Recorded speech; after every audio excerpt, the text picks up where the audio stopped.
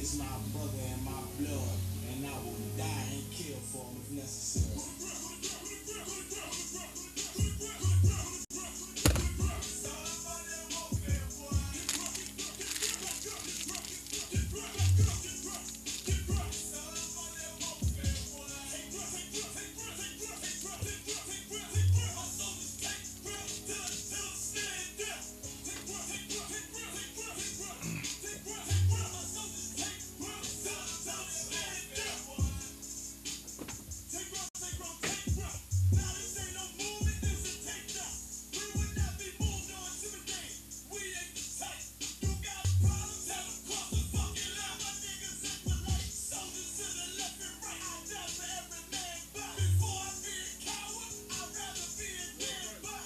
All right, Lord Christ, bro.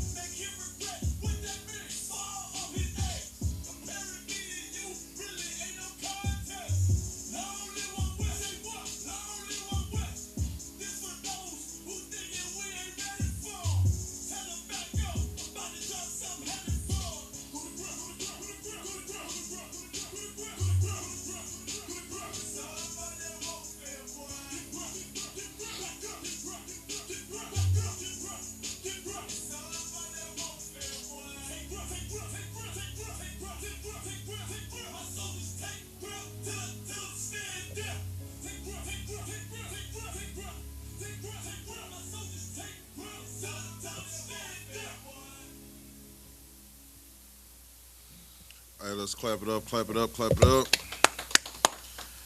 Hey, Shalom, Israel. This is the Israelite School of Universal Practical Knowledge. Started out at 1 West 125th Street, Harlem, New York, under Commanding General YAHANNA. This is the Tuesday Brotherhood class, man. We're going to get into these scriptures, and we're going to also talk about the more of the injustices that happen with our Hispanic brothers. We already been going into it. The first 2 weeks we did the Native Indians. Now this is going to be week number 2 that we are going into the injustices that happen to our Hispanic brothers and sisters and their children. All right, last week we were speaking on, how they deported in a mass rate of our Hispanic brothers and sisters and their children. And now we're going to get into more of the injustices that happen. So, the first thing I just want to let you know is blacks, Hispanics, and Native Indians, we are the same people. We have to stop thinking that we're separate. We have to stop thinking that, one of us go through more than the other. Once we start seeing each other as one, then we'll stop trying to be in contest with one another of who went through more trauma, who went through more pain, who went through more agony. See, that's our biggest problem right now. Our biggest problem is we're trying to make ourselves seem like we're different from each other. If you're a black person, you know, you always say what? We're quick to say, hey man, we went through more than what anybody else went through.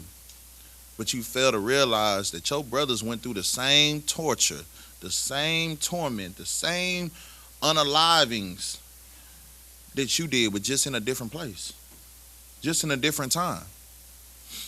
Hey, you grown. I want to get down there to docket number 5. If you it's the Labor Exploitation Act. So we talked about in the Mexican Repatriation Act, they moved the Hispanics and pushed them down.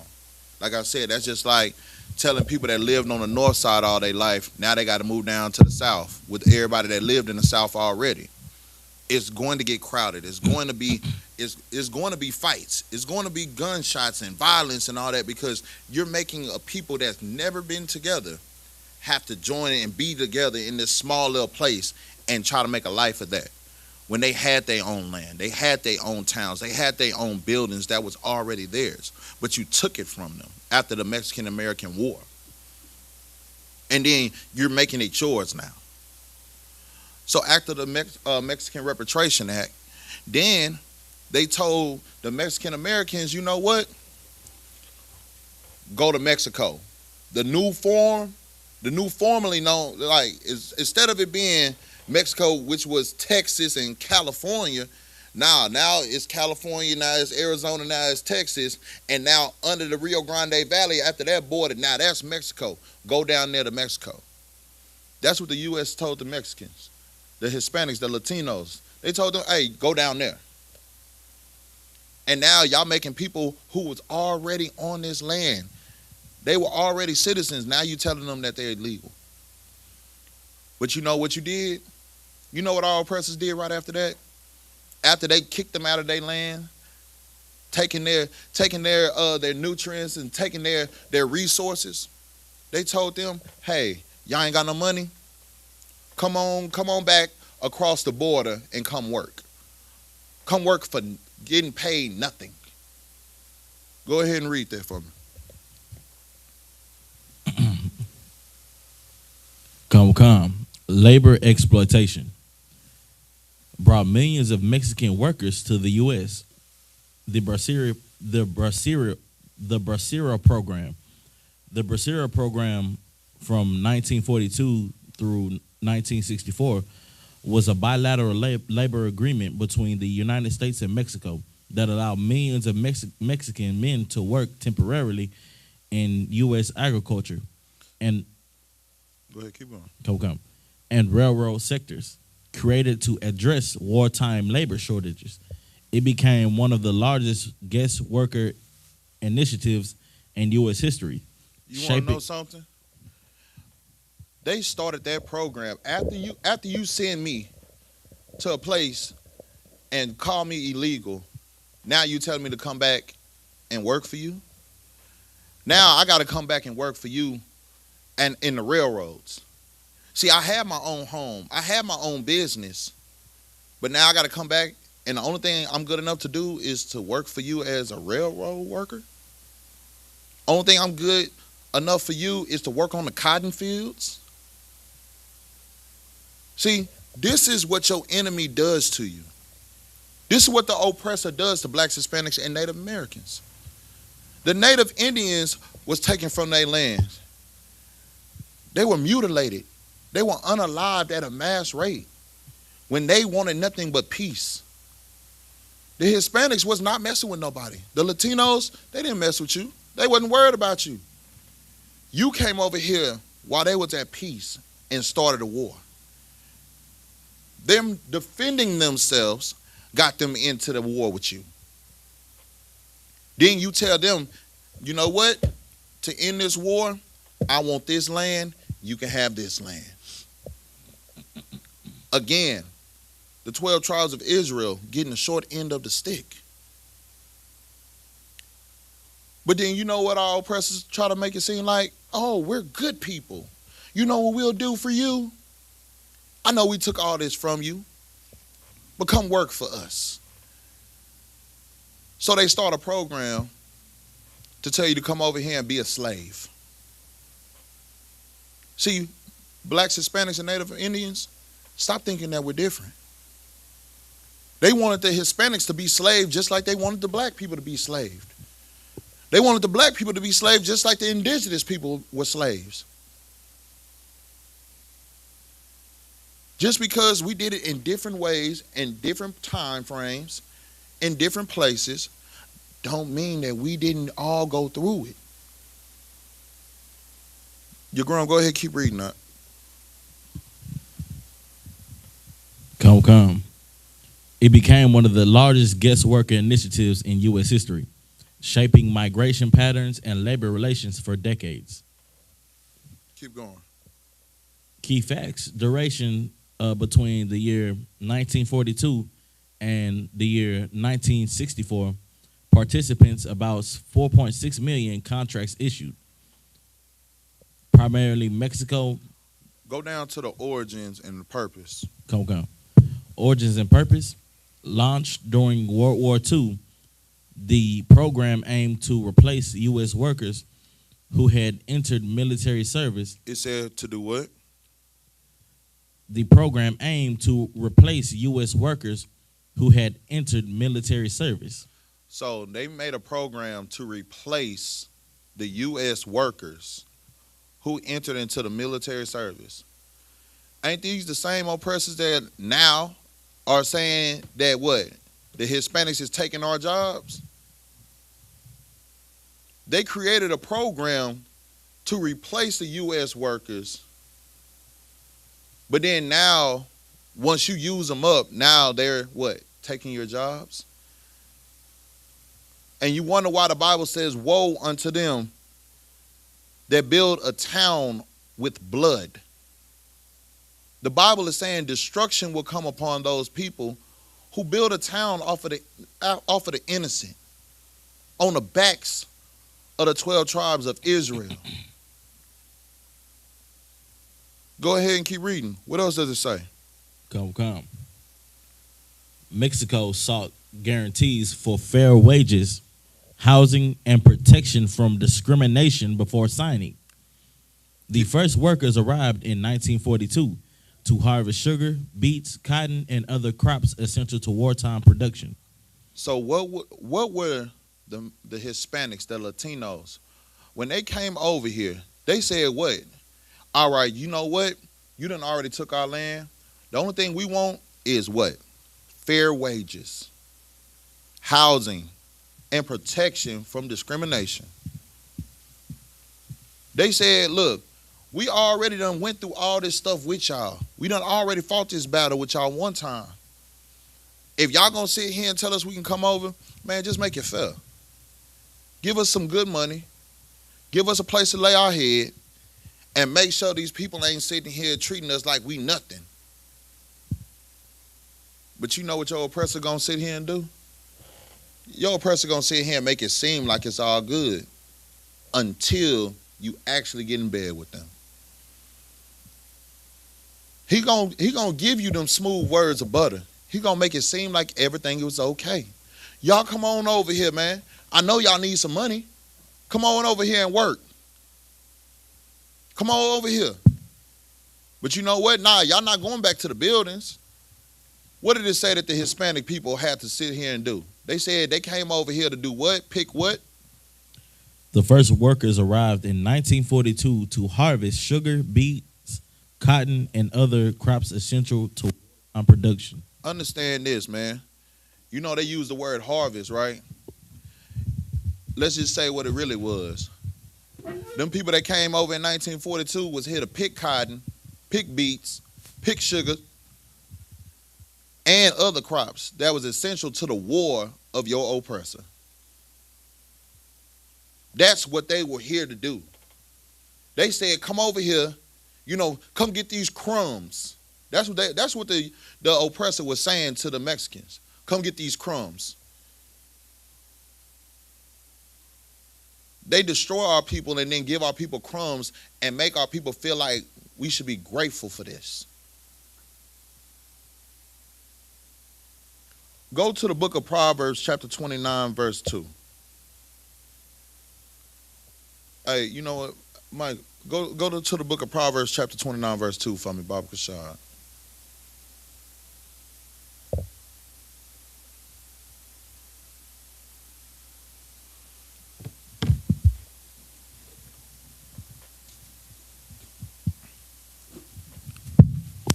Right next to Psalms.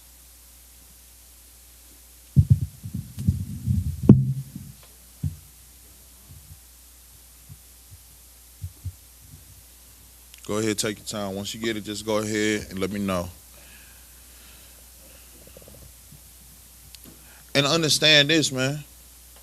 These oppressors, they did not give our people. They didn't give them the Latinos and Hispanics somewhere great to live, somewhere where they can feel like they were just the same.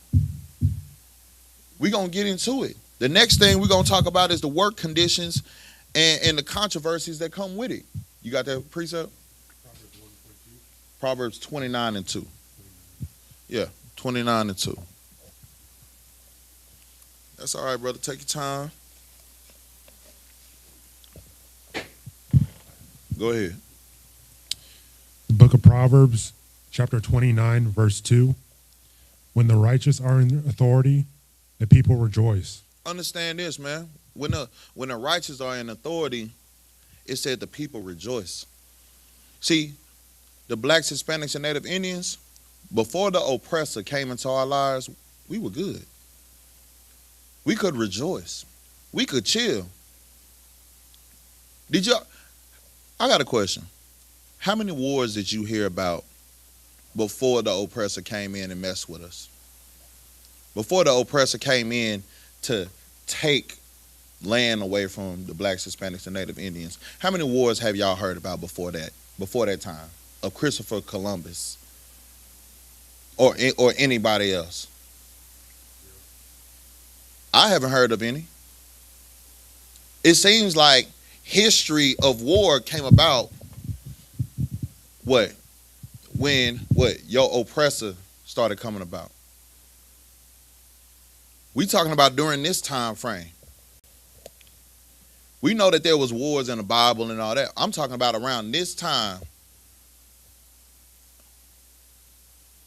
Your oppressor causes so many things to go on in your life. But it said when the righteous are in rulership, what did it say? The people rejoice. But what else does it say? But when the wicked beareth rule, the people mourn. But when what? But when the wicked beareth rule, the people mourn. And our people have been mourning ever since our oppressor has been in our life. Ever since. We know for a fact some of this is our problem. Some of this is our fault. You want to know why? We were told in the book of Deuteronomy that we shall hearken diligently unto the voice of the Lord thy God, to observe and do all his commandments. And if we did, we'll be on high above all nations on the face of the earth. But if you drop down to verse 15, it said if you didn't follow the voice of the Lord thy God to observe and do all his commandments, cursed shall thou be in the city, cursed shall thou be in the field, cursed shall thou be in the coming out and going in.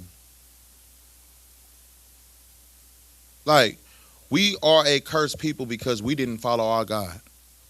And now we got to deal with oppressors. And these oppressors don't care about you. They want to start war because they want your resources. They want your land. They want things that you already had. The little blessings that the Lord gave to you, your oppressor wanted them. And you know what he was ready to do for them? Kill you. Unalive you. Treat you like you are nothing. Understand this. The only way us as a people will be able to rejoice again is once we get out of the hands of the oppressor. We got to understand that these things that happen, these things that are in history, that they're trying to keep out of these school systems, we got to learn these things. We got to hold them near and dear to us because these are the things that show you The true colors of your oppressor. What you got at? If I may, sir, one thing the white man or the oppressor likes to do as well is claim that he's good after he kills you, destroys your lands, Yep. takes all your resources. Yep. Then he points you out to be bad. You're unintelligent. Look at these fools. Right. Look at me. I'm pure. I'm smart. I'm accomplished. Right. Nothing can bring me down. Just like the Bible says. Right. He has that type of pride. Yeah. Your oppressor has that type of pride. You want to got you, girl. I know you got something. What you got? Yeah, Khan, sir. I got a precept actually. This is the book of Zechariah, chapter 11, verse 5. Whose possessors slay them and hold themselves not guilty. Your oppressor has so much pride. You want to know why? Because he's doing the will of his father, who is the devil that the Bible speaks of. Right. He is so prideful because he knows what? We are possessions to them. We are possessions to them. That's what your oppressor sees you as. He sees you as a possession to this day. What the boy Deontay Wilder say? To this day. To this day. He sees you as a possession. He sees you not as a person, but a thing that he owns. So if I own you, of course I'm going to have so much pride. Of course I'm going to tell you I'm good. Because that's the only way you should see me. How dare you look at your master and you don't see me as good? I can let you starve, but you know what? I'm going to give you these little crumbs. I can let you be homeless, but you know what? Come pick this cotton and I'll make sure that you have a cot to lay on. Instead of your house that was a 3-bedroom house. 4-bedroom house that you were in before I came in and took it from you. You grown, what else you got out? Salaki, sir, what the brother said was heavy because here's the thing about the oppressor that gets me. They could put us in chains. They could unalive our families. They could eat us. They literally ate us in history. Yep. You know what I'm saying? They could SA our men and women. Yep. Because buck breaking was a thing for the men. Yep. And then they go and say that we're chimping out. Then they go and say that we're the problem. They could start wars. They could pollute the earth. They could pollute outer space, and now the earth has a ring of trash around it. To what pollute the earth to damn near where the water's not even drinkable no more. But we're the problem. Yep. When they have been in power for so long, they are the ones that are destroying everything that they touch. They are the ones that have never been a peaceable people throughout the history of earth. You cannot name a time nor place where they were ever a peaceful people. Brother, what you saying is heavy. You're looking at people, like I said, that treat you like property. They have never been a peaceful people because they don't even know what peace is. The only thing they know is take, take, take. They know how to step on each other to get to the next level. The same thing that they did to the black men and black women during slavery, buck breaking them. You don't think that they did that to each other first? You don't think that that's how somebody got over and they became the ruler of the oppressors? For you to become a ruler of the oppressor, do you know what kind of wicked man you got to be? You got to be the oppressor of all oppressors to be the ruler of them. Right. This think of the wickedness that they are causing to our people right now. You don't think that they tried that on each other first? They're so wicked. They're so disgusting. And these are the people that y'all want to be friends with. These are the people that you want to be hand in hand with them. Y'all just want to love, you know, it's all about love. It's all about peace and harmony. You know, forget about the Mexican Repatriation Act. Forget about the removal acts. Forget about the Trail of Tears.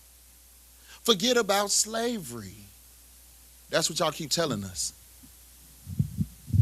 But then when white tears come about, do y'all want to forget about them white tears? Do we forget about 9/11, brother? The Alamo. Brother, you see all these things that they tell us never forget. But you know what you should forget? Forget what happened to you and yours. Right. Don't forget about mine. Don't never forget about mine, brother. But forget about what happened to your people. And you don't understand that these people are wicked. You don't understand that they're trying to manipulate us. They done did it for so long. What you got?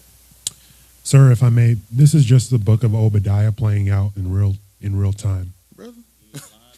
This is lining them up. Look, I'm trying to tell you. It's right on. What you got, your grown? Salaki, it's so heavy. The brother brought up Obadiah. These people are such a wicked people. The Bible has a whole book about them getting wiped out. Exactly. Thus said the Most High God. Thus Exactly. said the Bible. The Bible says it. If the Bible was all about peace, then why? And if God loved everybody, then why does it have a whole book dedicated to eradicating the Edomites? Because the Christian church don't know what they're talking about. Right. The religious leaders that y'all have put in high places don't know what they're talking about. The Bible is not a white man's book. Right. The Bible is not an all love and all care and mushy gushy, spooky wookies and stuff like that. Man, that ain't the Bible. I don't know what Bible you reading, but the Bible I'm reading say that the Lord is a man of war. The Lord is his name. It told you in the Bible what's going to go down. The Lord sat here and shot a plague throughout the earth.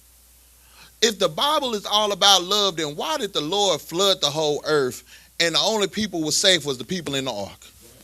If this was all about love, see, that must have been that must have been the best love possible. But you want to make it seem like what? These things, what? It's just a coincidence? Oh, these things don't happen because God is all love? You forgetting that he's a man of war? You forgetting that he done already told you the things that is happening to his people is because they won't listen to him. He's not the people. He's not the God of everybody, man. He chose his people. I'm the father. The Most High God let you know I'm the father of blacks, Hispanics, and Native Indians, the Haitians, Jamaican, Cuban, Colombian, Guatemalan, Puerto Rican, the people from Panama, to people in Chile. He's letting you know I'm your God. I'm your father. I chose you above everybody else. If you follow me, you be safe. If you don't follow me, then we got to read about the things that happening to our people. These things that happen to the Native Indians, these things that happen to our Hispanic and Latino brothers and sisters, these are atrocities. These things are bad. And we should all have a sorrow and empathy for these things. But you know what we also should do? We should also keep that close and near and dear to us so that way we never go back to those type of ways. We never go back to those type of things because you know what? We need to start following our God. Brother, let's keep reading. Let's go to the work conditions. Right underneath what you said for the wartime production.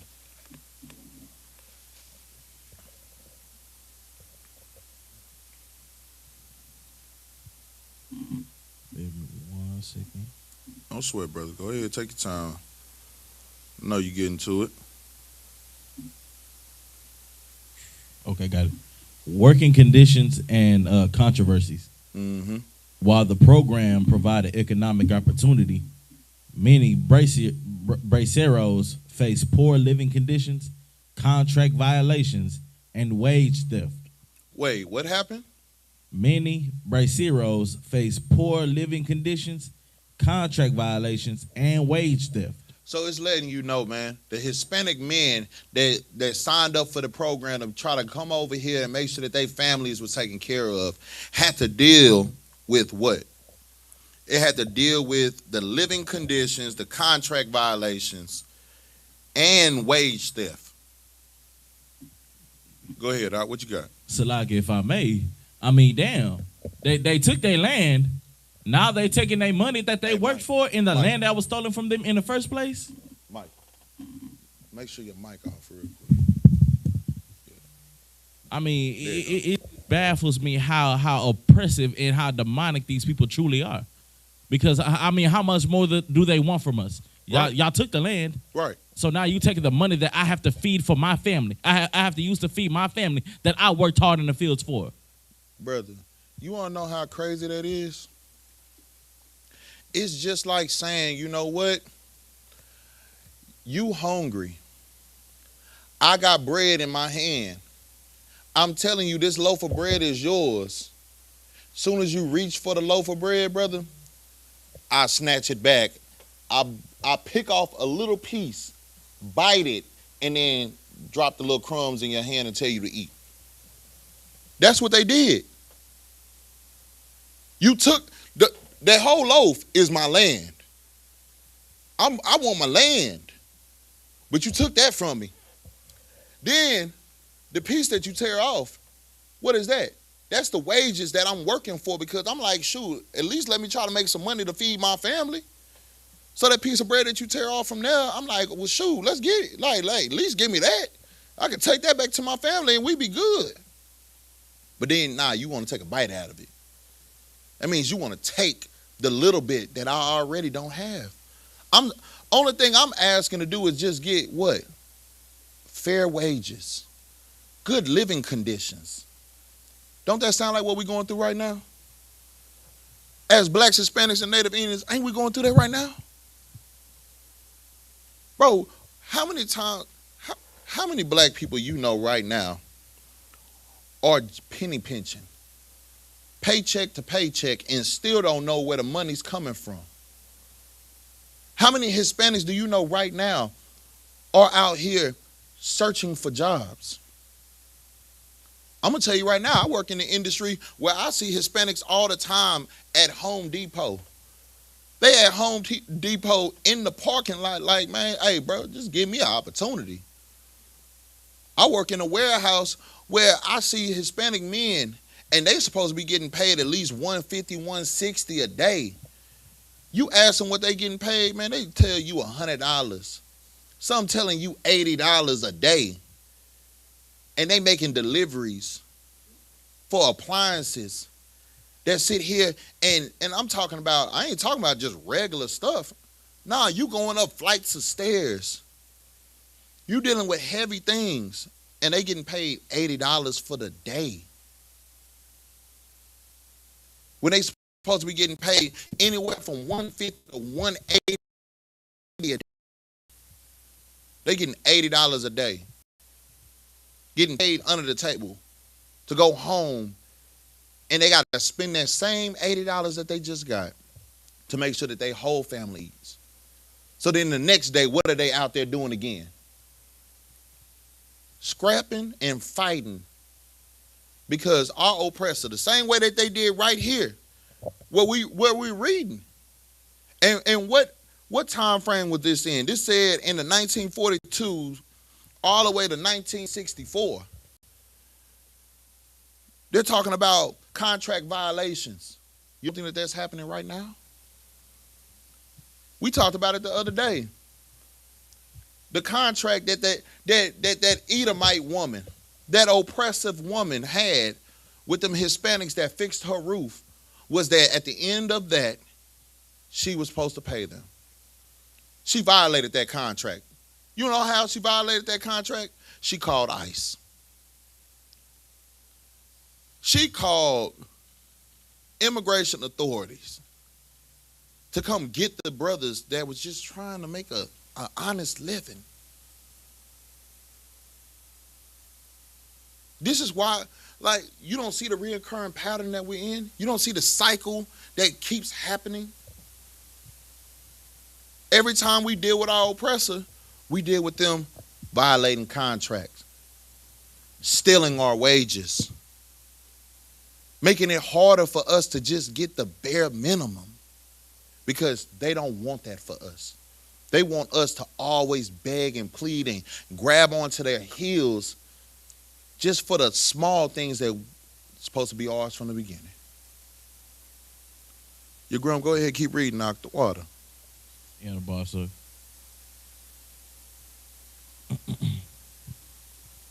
Employers often fail to meet promised housing or sanitation standards. Mexican workers saving deducted for security funds were frequently never repaid, leading to later legal disputes or reparation efforts. Understand this. So anytime a Latino brother sat here and had money put to the side and paid money for what?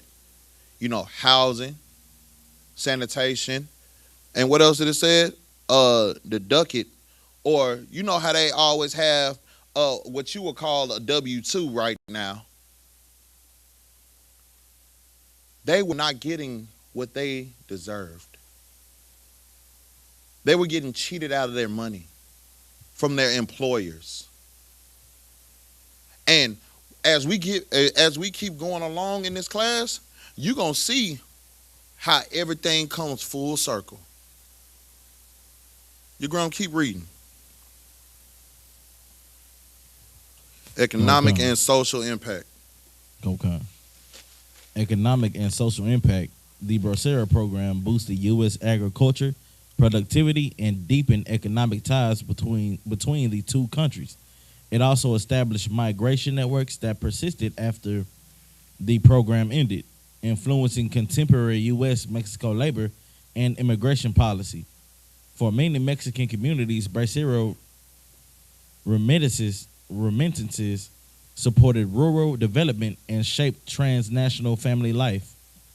Understand this, man. See, this Bracero program was supposed to be the thing that was supposed to make the Hispanic men and their families be great. It was supposed to give them some type of relief after the oppressor took from them. But you want to know what happened during the Bracero program? It said it. The Mexican men were being mistreated. Their wages were being stolen. They didn't have good housing. They didn't have sanitation. They didn't have the simple things that they needed. And you want to know what else happened? Go down to bullet point 6. What else does it say right there? Targeted deportation raids. Hundreds of thousands of Mexicans were deported. Issues were racial profiling, civil rights violations. Some U.S. citizens were wrongly deported. Some U.S. citizens were what? Wrongly deported. So you telling me people that lived here, the Hispanics, the Latinos that lived here, they were wrongly deported? According to this, right? Right. Now, what was the name of this? Operation Wetback. Operation what? Operation Wetback. See, we're going to go ahead and get into what Operation Wetback was. Before we get into that, hey, you're grown. What time frame was Operation Wetback implemented? 1954. And the Bracero program was between 1942 and 1964, right? Okay. So Operation Wetback, let's go ahead and get into that. What was Operation Wetback? Come sir. Operation Wetback was a 1954 U.S. government mass immigration enforcement campaign that targeted undocumented Mexican laborers. Conducted under Dwight D. Eisenhower administration, it aimed to curb illegal immigration following the expansion of the Bracero program. Keep going. The operation became a defining and controversial episode in U.S.-Mexico border history. Brother, so you telling me during the Bracero program, then now during that program, where, you know, they took their land. Like we keep saying it. They took the land. Then they tell them, join this program. But if you wasn't documented during the program, what did they do? They used Operation Wetback to deport you. Operation Wetback back then is what ICE is now. See, I don't know about y'all, right? But when I was in school, you know, one of the most disrespectful things that you can call a Hispanic or a Latino was a wetback, right? Right. That was just like back in the day, us calling them wetbacks was like them calling us niggas. We never understood why calling them a wetback was just so crazy to them. They were ready to fight behind that. Most of the times, if you call them one, you are going to fight. But you didn't realize that the same way that you didn't like being called a Negro, they didn't like being called this because this is what they're thinking about. The same way as in the black community, we were taught about slavery. We were taught about what happened to our ancestors. So was the Hispanics. The Hispanics were learning about Operation Wetback. Operation Wetback was a mass deportation act after their families went through a program just so that way they can have crumbs. So they did all this work in the cotton fields, all this work in the sugar fields, and all this work getting all these different resources just for them to be deported, just for them to be treated like they were nothing. And you wonder why. Go to the book of Habakkuk 2 and 12, or Habakkuk chapter 2 verse 12. So like if I may, What you got out? It's a scripture in Luke chapter 10 verse 7. Go ahead. Going back to how they used to keep the wages. This is why we need to be in rulership, because we are directed by what the Bible says. And in the Bible, it's a law against not paying a brother for the work that he has done. Yep. And it's backed by the book of Luke chapter 10 verse 7. Do not keep back the wages of a hired worker overnight. Don't do what? So like it time down. Uh-oh. Do not keep back the wages of a hired worker overnight. Keep going. That was it? Yeah, constantly. No sweat. The Bible is letting you know, man, if somebody works, if somebody does the job, don't sit here and try to keep the wages from them. Don't sit here and do no kickbacks of their money. Pay them what they were worth. Whatever you sat here and said, look, this is the contract, this is how much I'm going to pay, this is what I'm going to do for you, that's what you need to pay. That's what was supposed to be done. You got that precept for me? Go ahead. All right, the book of Habakkuk, chapter 2, verse 12.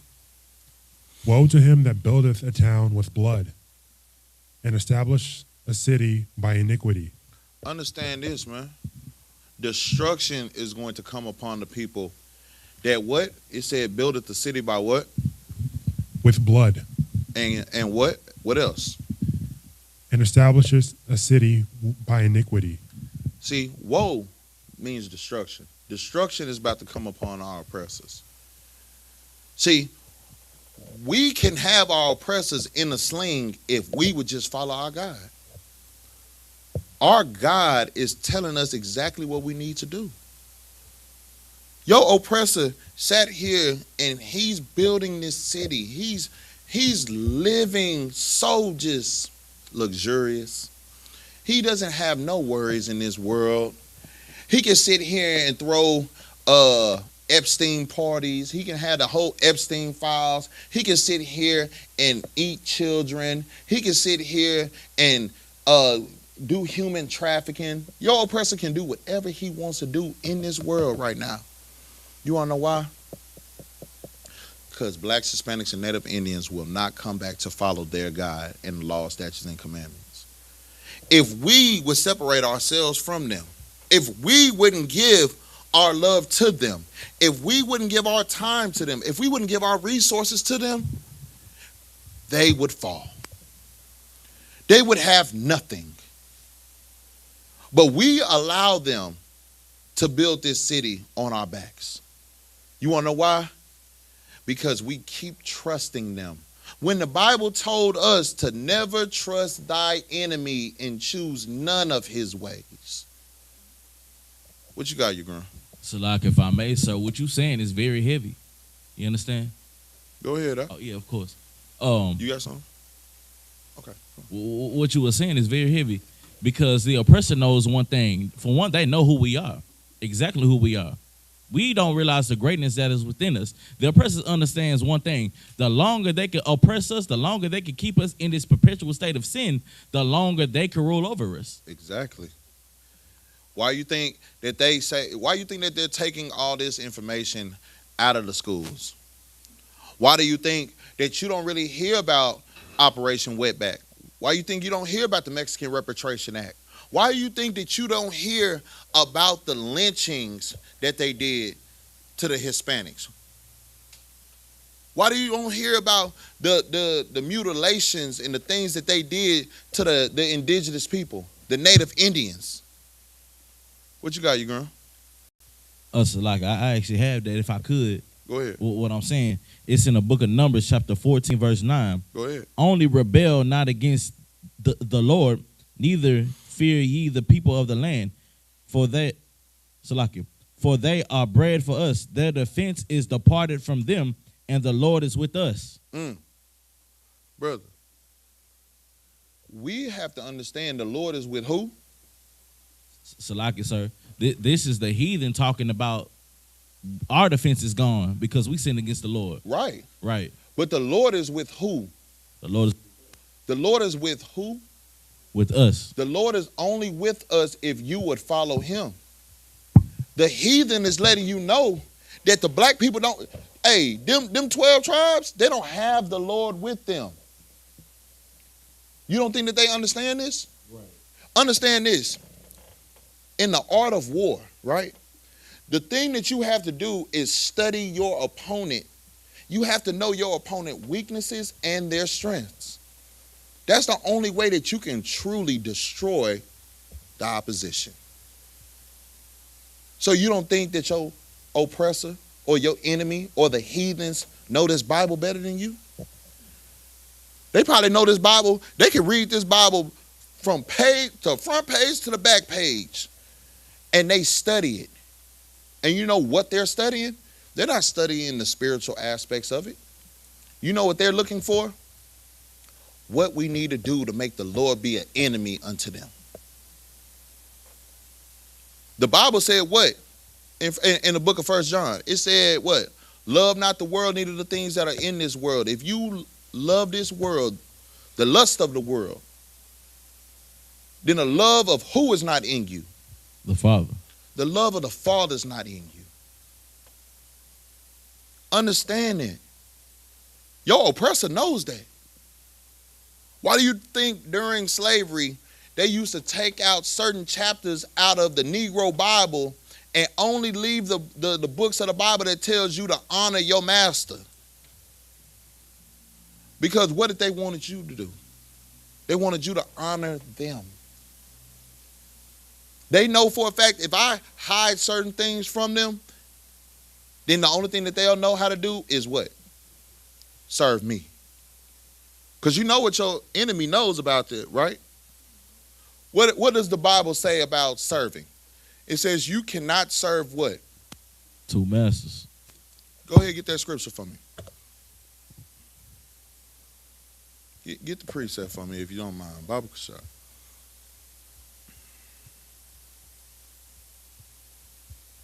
You got it?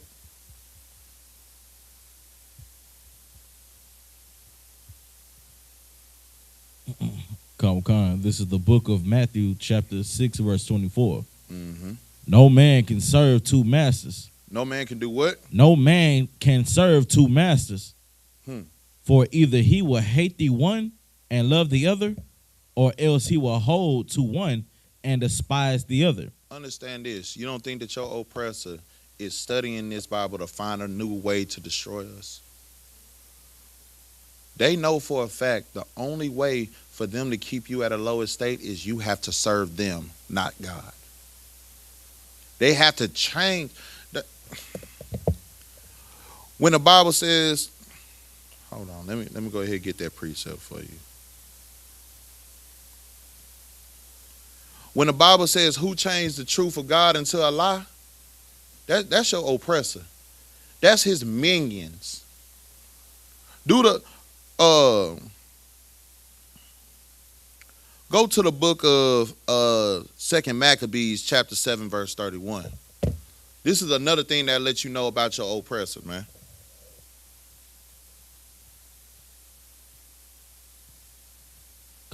This is the book of 2 Maccabees chapter 7 verse 31. Go ahead.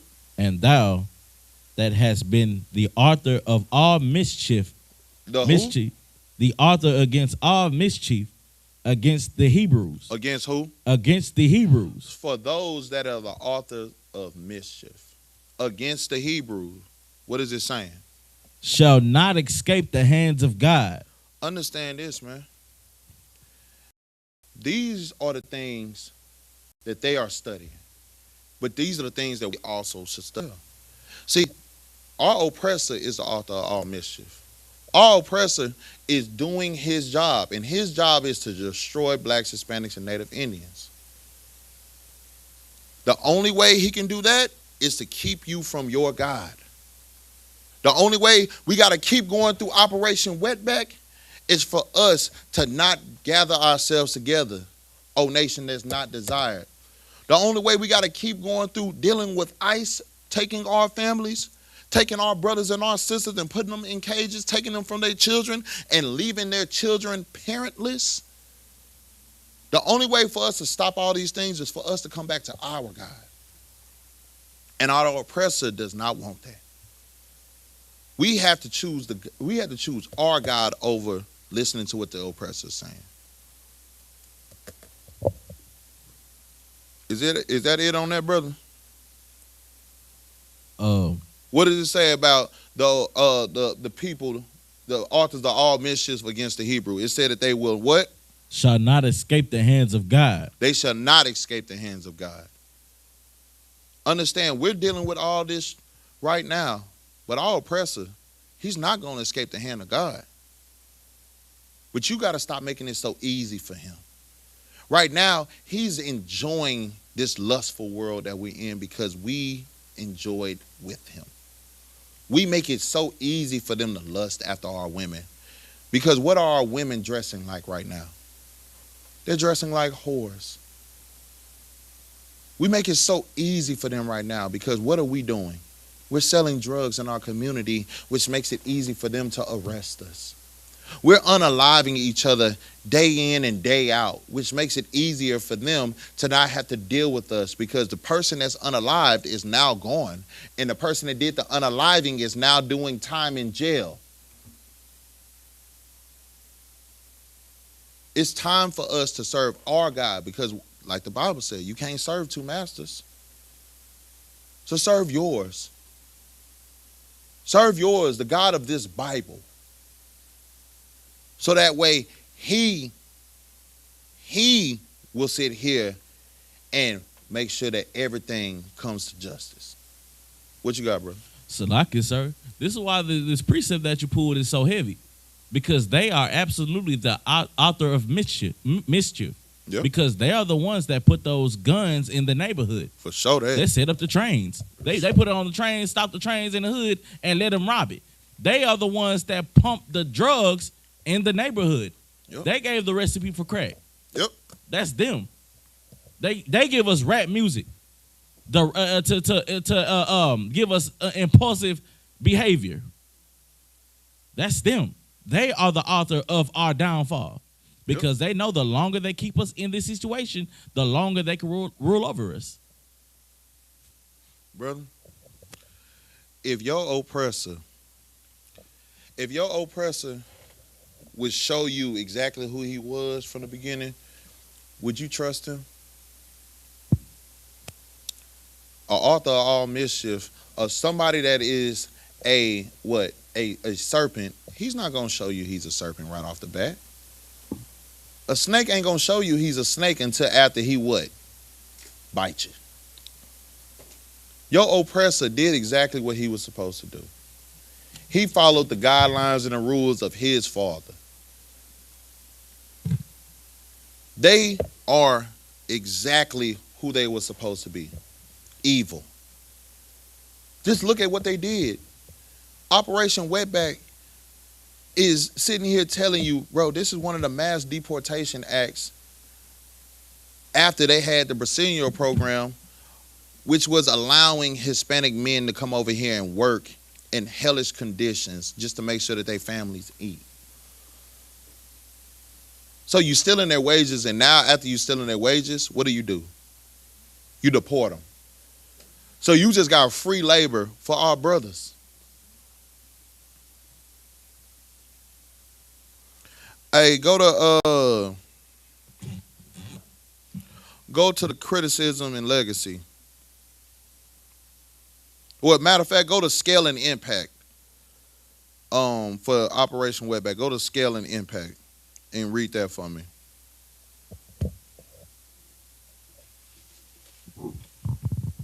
Come. This is scale and impact.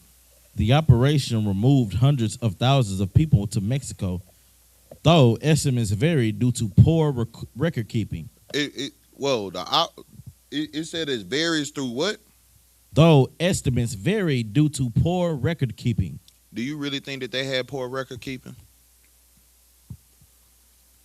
They sat here and deported a lot. You could say hundreds, you can maybe say thousands of millions of Hispanics. And they didn't even want to keep record of it. Because if they kept record of it, what does that mean? They had to what?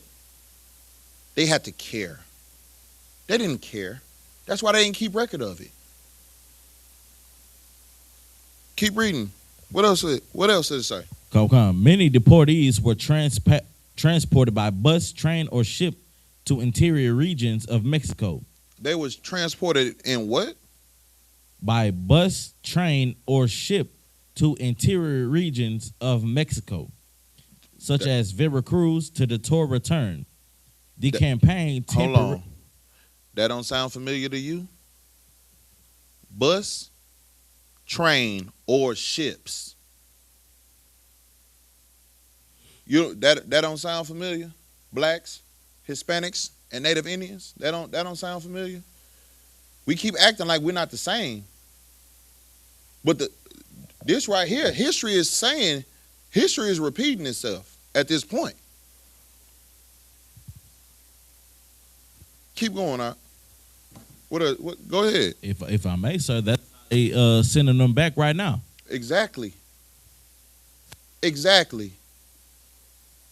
They gonna either bust you out of here.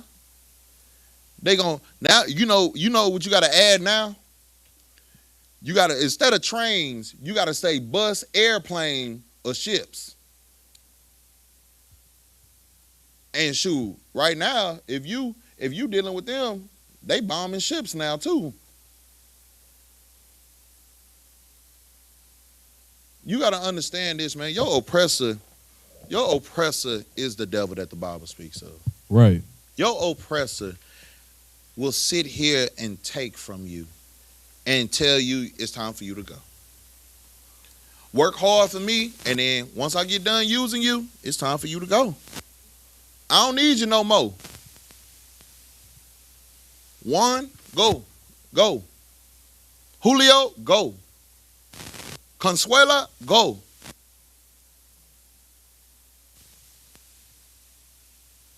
You don't think that this is going to happen to us?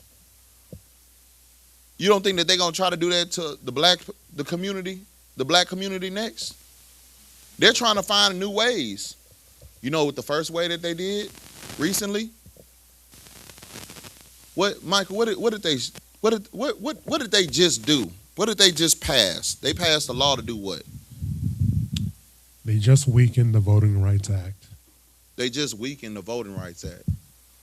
See, for all those people that used to be so proud to be an American, you were voting and all that, you know what they just did to you?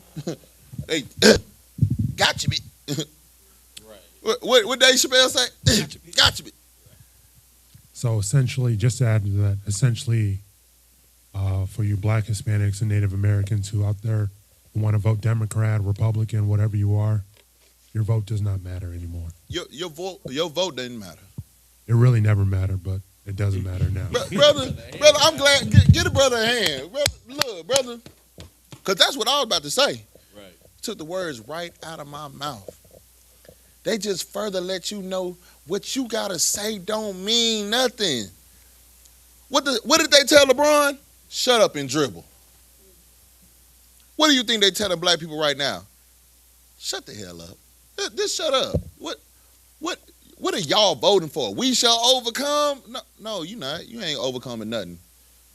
You're growing. What you got, all right? Salak, if I may, does the Bible not say, don't set somebody who was not of your people king over you? Hey, brother, I think it do, brother.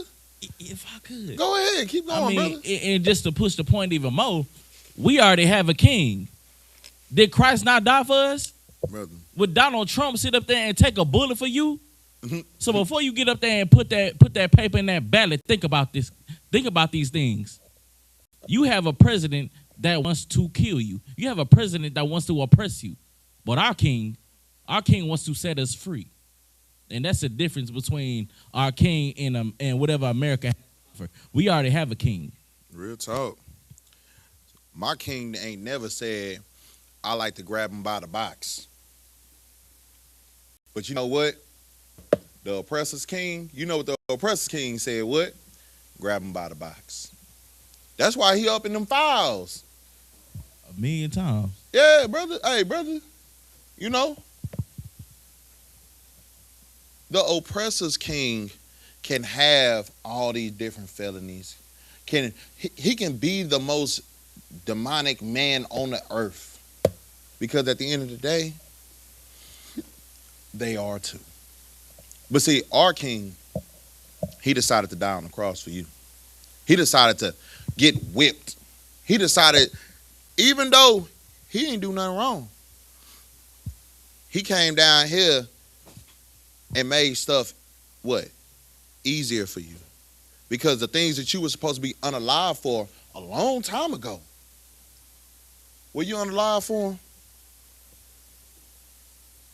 That second chance that you was able to have, did you take full advantage of it? I don't think so. Because you know what you're doing right now? Right now, as we in class, you know what blacks, Hispanics, and Native Indians are doing right now? While we're talking about the Hispanics that got deported through buses, trains, and ships. See, there's some of our brothers and sisters right now that got a line of cocaine on their table right now about to snort it. There's a lot of our brothers and sisters right now that's breaking down weed, about to roll up a blunt. There's a lot of brothers and sisters right now that got a spoon over a candle, a spoon over a lighter, and they burning up and warming up their hair run so that way they can get a hit. See, our people don't even care. Our people don't even consider the thing that our king had to go through to give us the life that we live in right now. He didn't want us to go through Operation Wetback. You think he did? You think he wanted to go through the Mexican Repatriation Act? You think that that's what was in the plans for us? We're only going through it because we don't follow the laws, statutes, and commandments. You growing what you got, Art? So like I said, if I may, I just want to bring it back to a point that you made. Christ was innocent. Donald Trump has 91 felonies that he is, all of them are guilty. He is guilty of all of them. Everything they say he did it. The stuff he got caught for and the stuff he didn't get caught for. Brother, just think if them files really come out. You see how they hiding them files right now. Hey, brother, just let them files come really out. Then you start knowing who Donald J. Trump is. Brother, what you got? So like, if I Yeah, may, real talk. if them files came out for real, America would be burned overnight. And see, brother, that's what we pray for. We pray them files come out. Right. Because it's time. It's time. You got something? I'll go ahead. If I may, those Epstein files get really, really crazy real Hey. fast. Hey, This- you go ahead. Oh, sorry, sir, but this whole the LGBT movement, transsexual movement, guess who, was propagating that stuff? Epstein and these evil professors in these colleges, all across the world. Whatever plots and devices that they have, it comes from these people. So just be careful. Right. What you got? What If you I got, may, girl? so like, did not Israel just have the biggest LGBT block party in the world? The Holy Land. They supposed to be the holy people. Hey, brother, that's why the Bible says that the people that's in that land right now ain't the people of that land, brother. That's why they got to go through what they're going through. Because those wicked people, there's the new age Sodom and Gomorrah, they got to get destroyed, brother. And that's the problem. That's the problem, man. We got to understand, bro. It's so many things that's going on in this world that's showing you that you are in hell. But you think that you got to die to go to hell. No, brother. I'm going to tell you now. If I'm going through all this right now, and then there's a place that's supposed to be worse than this, then shouldn't that make you want to change? Let's just go if we going based off of Christianity, look at what's happening right here, right now. Our kids are being taken unalive in the streets. Our children cannot even sit here and grow up because what? They're being taught to grow up faster.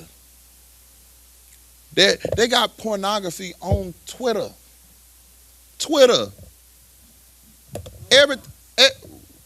They got pedophiles on Roblox. They have it where you can go into what is it? A little meeting room, a little chatting room, and all that for pedophiles to come and touch or talk to your children, so that way they can set it up. You know what else is happening? They're using these apps that we have nowadays. Pedophiles are using these apps to meet up with your children at grocery stores. Then we have the mass, the school shootings. It's to the point now that all schools, before you can even get into the school, you got to press a button to see if they can buzz you in. They treating schools like jails now. You got to go through a bunch of different buzzing in because there's so many mass shootings.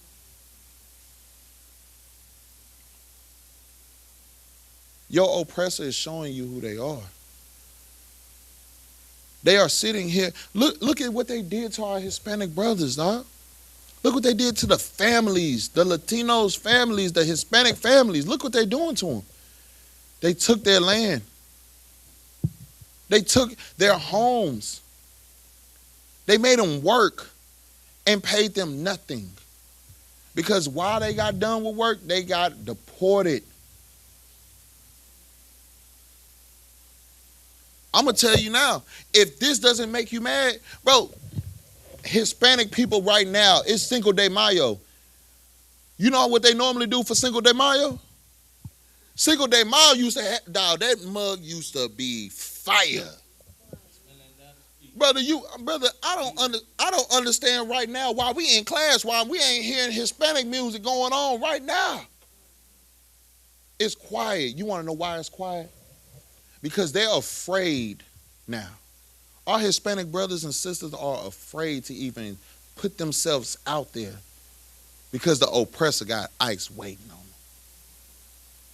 They have the Deportation Act. They have Operation Wetback in 2026. And that's that. You don't see that that's a problem? I would love right now to go share a drink with my Hispanic brothers and sisters. I love to go down. But look, I'm gonna tell you right now. If I had some money right now, I would go to a taco truck or go find me a place so that way I can go get some street tacos. Because that right there, like, that right there is family. The same way that we have barbecues. And you know, you got that one uncle or that one old cat that used to have them Jesus walk with me sandals on, that you know he gonna be on that grill. That's the same way our Hispanic brothers, they have somebody that's gonna always be out there watching out for them. But they can't even do what they normally do because the oppressor is oppressing them so badly that they're afraid to show themselves. They're afraid to come out and chill with one another and have the one day that the government gives them, they can't even enjoy it. Because the oppressor is targeting them. It's quiet. That's our problem, man. Blacks, Hispanic, and Native Indians, man, we got to learn how to come together. We got to learn how to get out of here. You're grown. Let's go to bullet point 7. Come. Medical abuse and forced sterilization. In the 20th century, some Latino women, especially in California and Texas, were sterilized without proper consent, misled during medical procedures. Do you understand? Like, do you understand what they're doing to our people? Bro, it said, and when did this happen? It said in the 20th century. In the 20th century, we're dealing with our Hispanic women being sterilized. Like, is that what they asked for? Exactly, sis. Exactly. The same thing that's happening with the Hispanics, the same thing that's happening with our black women. But you want to know what? Our black women think that they're the only ones going through it. Our Hispanic sisters think that they're the only ones going through it. Until they actually, if our black sisters and Hispanic sisters will actually have a conversation and nobody will sit here and think that one is better than the other, we will understand that we the same. They're going through the similar situations. What you got out? So, like it, sir, isn't that a part of eugenics? Yep. Brother, just think. Go ahead. If I could, I got a point because we was going through the same. We was all going through the same thing at the same time. Go ahead, brother. Bring it up. Come. Forced sterilization of black women in the United States was a real and documented part of the broader eugenics movement during the 20th century. During when? The 20th century. You think that is different? You think what? Hey, what does it say in the book of Jeremiah, chapter 50 and 33? Salaki, sir. I'll grab that right now. What does it say in the Bible when it goes to Jeremiah 50 and 33? This is the book of Jeremiah, chapter 50, verse 33. Mm-hmm. Thus saith the Lord of hosts. Thus said who? The Lord of hosts. Go ahead and keep reading. The children of Israel. The children of who? Of Israel.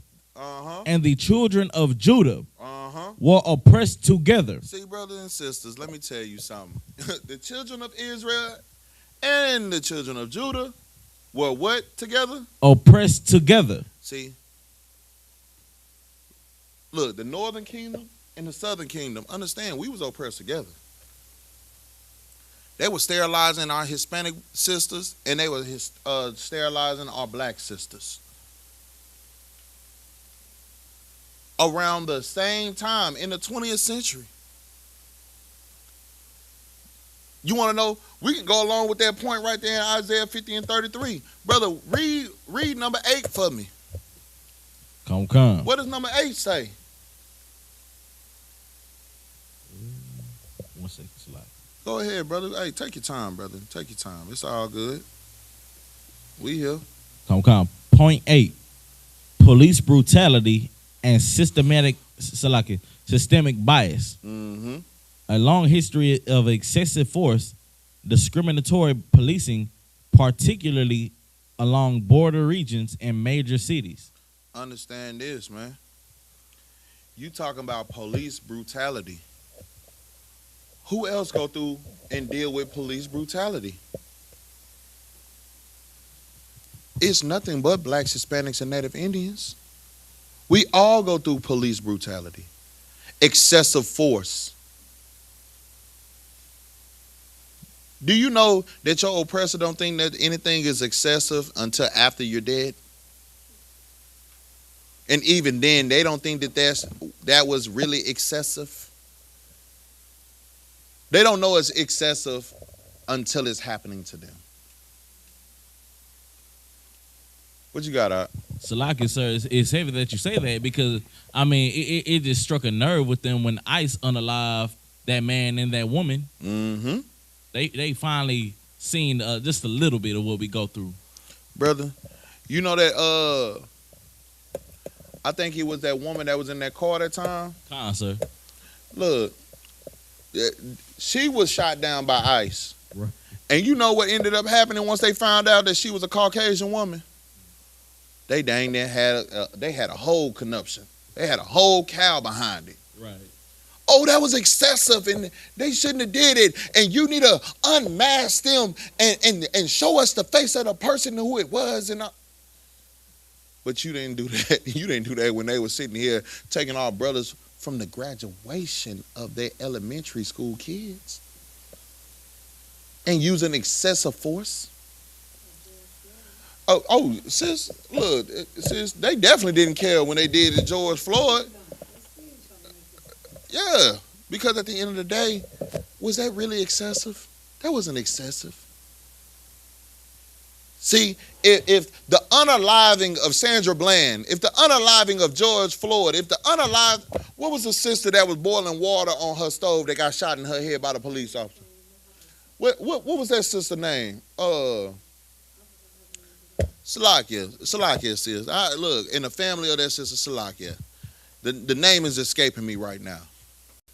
If y'all say that those things wasn't excessive, if we have to go through all these hoops to make that be excessive, for y'all to really see that those type of things wasn't supposed to happen, I don't care. I don't want to hear nothing about that one lady that got shot down by ICE. Because to y'all, nothing is excessive.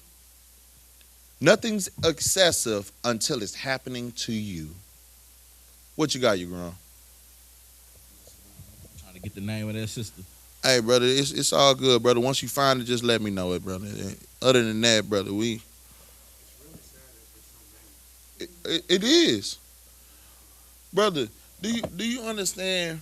If we was to go down the list of people, and there was an old list that I had made a while back of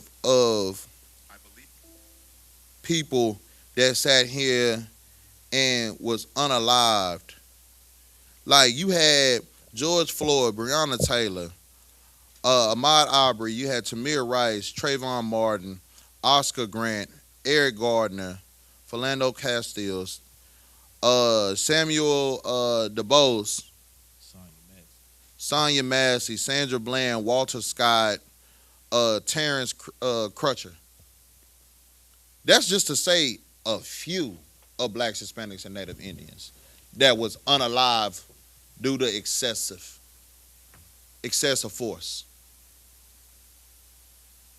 But you don't think that it's excessive until it happens to you. That's the new thing. When you deal with your oppressor, understand this. Nothing is real to them until it happens to them. And that's what we got to understand. It don't get real to them until they're in the midst of it. The riots that were happening and how the police was treating people when they were doing peaceful protesting, they didn't understand it until what? Until it started happening to them. See, when we did, when George Floyd, when the thing with George Floyd happened, right, the unaliving of George Floyd, we had a lot of peaceful protests, right? Of course, you know, some people, they wanted to take it up to the next level and all that, and 9 times out of 10, that was an Edomite that started that. Right. But everything was peaceful. And you know what ended up happening? What did they call? They called what? They called the U.S. Guard down here. I know for a fact in Houston, Texas, they called the U.S. Guard down here. They were lined up with riot shields and batons because they saw how many blacks, Hispanics, and Native Indians were upset behind what happened with George Floyd. But we was all peaceful. We was chilling. Until what? Until something started happening to who? To the oppressor. We have to learn how to disassociate ourselves with them. I understand this is their land. They own majority of the companies. They own majority of the resources and lands and stuff like that, right? But as blacks, Hispanics, and Native Indians, we got to learn how we don't have to socialize with these people. We don't have to sit here and keep living like this with them. We can have our own again. We just have to choose to do it. Hey, brother, you're grown. I want you to go down to something real quick for me. Let me go to it real quick. All the way down where it says the lesser known, right?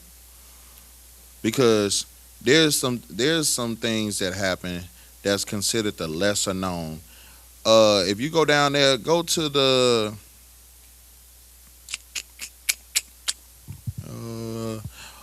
okay, you see where it says Zoot Suit riots? Come. Go right below that. It should say about a massacre, right? Come. Go ahead and read about that massacre. This is the Zoot Suit riots, a series of violent attacks in Los Angeles where U.S. servicemen targeted Mexican American youth. Victims were beaten, stripped, and humiliated in public. Police often arrested victims rather than the attackers, fueled by racism and media portrayals linking Mexican youth to crime. And where did this happen at? Go ahead, read the next part and tell us where the Zoot Suit riots happened at. Come. The Zoot Suit riots were a series of violent clashes in Los Angeles in June 1943 when U.S. servicemen of off-duty police officers and mainly Mexican-American youths, identifiable by their distinctive zoot suits. The riots exposed deep racial tensions in wartime. Los Angeles became a symbol of anti-Mexican discrimination in the United States. So, during these Zoot Suits riots, the youth, the Latino youth, were dealing with the police, off-duty cops, and the police officers, doing what to them?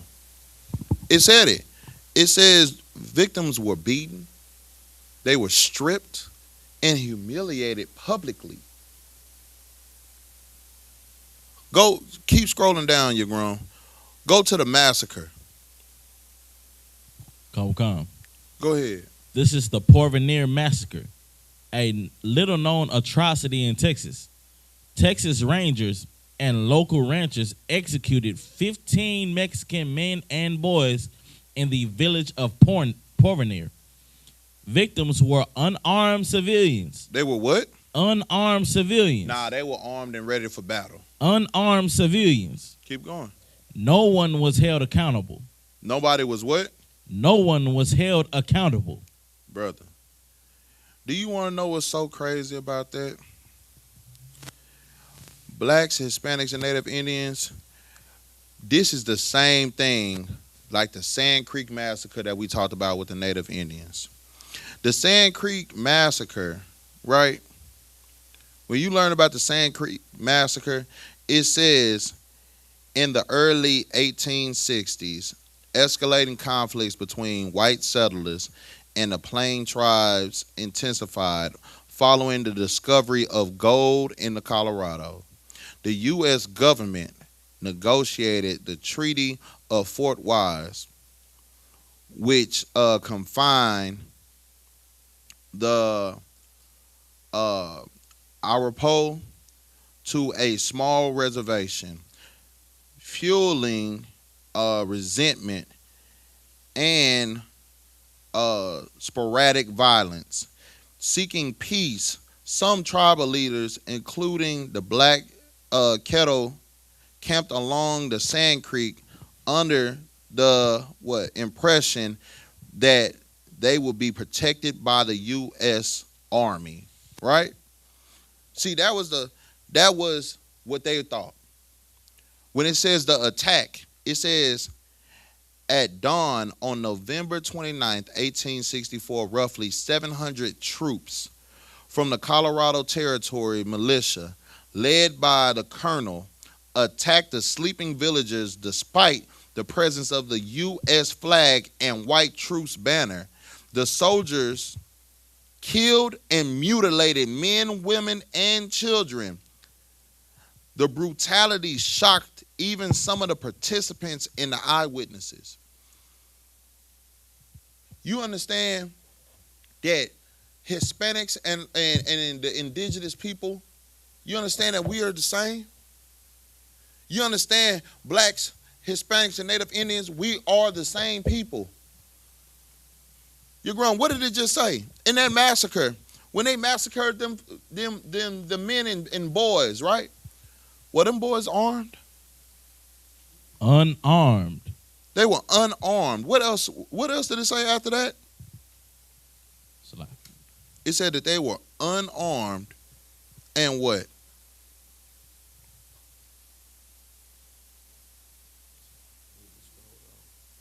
Okay. Salaki. There's no sweat. They were unarmed and no one was held accountable. And nobody was held accountable for that massacre. Nobody was held accountable. So our people can just be unalived and nobody gets held accountable? You know what the Bible said about that, right? Whose possessors slay them and hold themselves what? Not guilty. Not guilty. You got to understand this, man. This is gonna be the last precept I'm gonna use. Go to the book of Exodus, chapter 23, verse 22. This is what we got to know as a people. If you are black, Hispanic, and Native Indian, this is what you need to keep with you. What you got? Come. This is the book of Exodus, chapter 23, verse 22. But if thou shalt indeed obey his voice. If blacks, Hispanics, and Native Indians, if we come together and we start following the law, statutes, and commandments, if we put away the drugs, if we put away whoring, if we put away unaliving one another, if we put away our selfish pride and become selfless and start doing what our God tells us to do, what will happen, you grown? And do all that I speak. And do what? And do all that I speak. Follow the law, statutes, and commandments. Don't eat pork, crab, shrimp, lobster, catfish, crawfish, and none of those things. Don't sit here and celebrate these pagan holidays. Don't sit here and be a whore. See that? Or a whoremonger. Don't sit here and commit adultery. Don't sit here and be a part of the alternative lifestyle. That means no sword fighting, no scissoring. That means don't do it. Then what will happen if we hear and do everything that we were told? What did it say? Then I will be an enemy unto thine enemies. Our God said that he will be a what? An enemy unto thine enemies. And keep going. What else did he say? Not only will I be an enemy unto your enemies, what else? And an adversary unto thine adversaries. Man, whose arms is long enough to box with God? Who's strong enough to stand up against God. The Most High is a bad mother. Like he is something to tremble when you hear his name. He said, I will be an enemy unto your enemy, an adversary unto your adversaries. He's telling you, if you would just hearken diligently, if you would listen to me and do what I'm telling you to do, then understand this. I'll be an enemy to your enemies. I'll be an adversary unto your adversaries. You won't have to worry about fighting that battle no more. You want to know why? Because the Lord is going to fight that battle. He's going to take care of everything for you. You want to know why? Because you doing what he told you to do. That's just like a parent telling their child, you know what? You come home every day telling me that these people are messing with you. You know what? When you go to that school, listen to me now. When you go to that school, don't sit here and do nothing. I want you to go to every class. I don't want you talking. I want you to do your work. I want you to sit in the front of the class and don't say nothing at all. If you listen to me now, if you do exactly what I'm telling you, I got you.